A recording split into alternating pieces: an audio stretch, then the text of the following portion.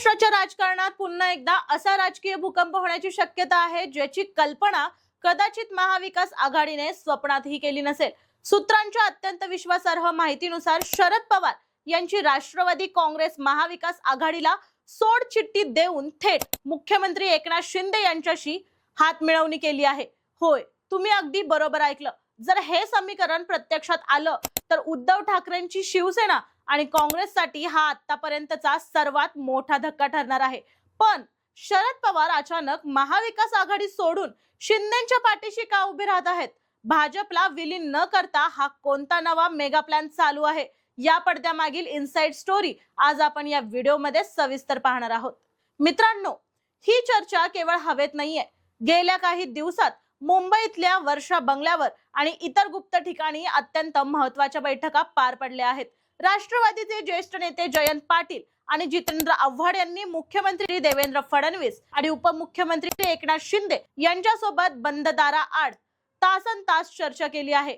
या बैठकांनंतर महाविकास आघाडीमध्ये कमालीची अस्वस्थता पसरली असून संजय राऊतांनी तर शरद पवारांच्या आमदारांच्या शिंदेच्या चेंबरमधील भेटीवरील थेट जाहीर आक्षेप घेतला होता। इथूनच या नव्या राजकीय समीकरणाची ठिणगी पेटली। जानेवारी 2026 मध्ये माजी मुख्यमंत्री अजित पवार यांच्या दुर्दैवी विमान अपघातानंतर राष्ट्रवादीत मोठी पोकळी निर्माण झाली आहे। अजित पवार गटात सध्या पार्थ पवार आणि सुनेत्र पवार यांच्या अंतर्गत संघर्ष सुरू आहे। तसेच दोन्ही राष्ट्रवादी गट पुन्हा एकत्र आणून एक सशक्त मराठा केंद्रित पक्ष उभा करण्यासाठी शरद पवार प्रयत्नशील आहेत, ज्याला भाजपचाही छुपा पाठिंबा आहे। थेट भाजपमध्ये न जाता एकनाथ शिंदेसारख्या मराठा नेत्याच्या पक्षाशी युती करणे पवारांना सोयीचे वाटते। लोकसभा आणि विधान परिषद निवडणुकीनंतर काँग्रेस ठाकरे आणि पवारांमध्ये जागा वाटपावरून आणि मुख्यमंत्री पदाच्या चेहऱ्यावरून प्रचंड मतभेद निर्माण झाले होते। काँग्रेस स्वतःला मोठा भाऊ समजू लागल्याने पवारांची कोंडी होत होती। जर ही युती झाली तर महाराष्ट्राच्या राजकारणाचा नकाशा पूर्णपणे बदलेल। उद्धव ठाकरे मुंबई आणि कोकणाबाहेर थेट एकाकी पडतील।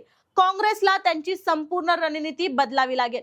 दुसरीकडे केंद्रात सुप्रिया सुळे किंवा प्रफुल्ल पटेल यांनी केंद्रीय मंत्रिमंडळात स्थान मिळू शकते, तर राज्यात जयंत पाटील आणि जितेंद्र आव्हाडांना शिंदे फडणवीस सरकारमध्ये समावेश करता येऊ शकतो।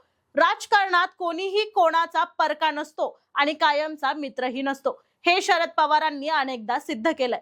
आताही महाविकास आघाडीमध्ये राहून काँग्रेसचा वाढता प्रभाव सहन करण्यापेक्षा एकनाथ शिंदेच्या साथीने सत्तेची नवी गणिते मांडणं पवारांना जास्त फायद्याचं वाटत असावं।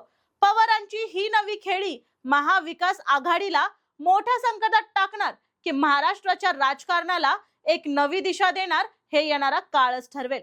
पण एक गोष्ट मात्र नक्की मित्रांनो, महाराष्ट्राच्या या नवीन समीकरणाचा हा सर्वात मोठा क्लायमॅक्स असणार आहे। तुम्हाला काय वाटतं? शरद पवारांचा हा निर्णय महाविकास आघाडीसाठी गेम ओव्हर ठरेल का? आम्हाला कमेंट मध्ये नक्की सांगा आणि या पुढच्या अपडेटसाठी न्यूज नेटवर्क 360 मराठीला सबस्क्राइब करायला विसरू नका।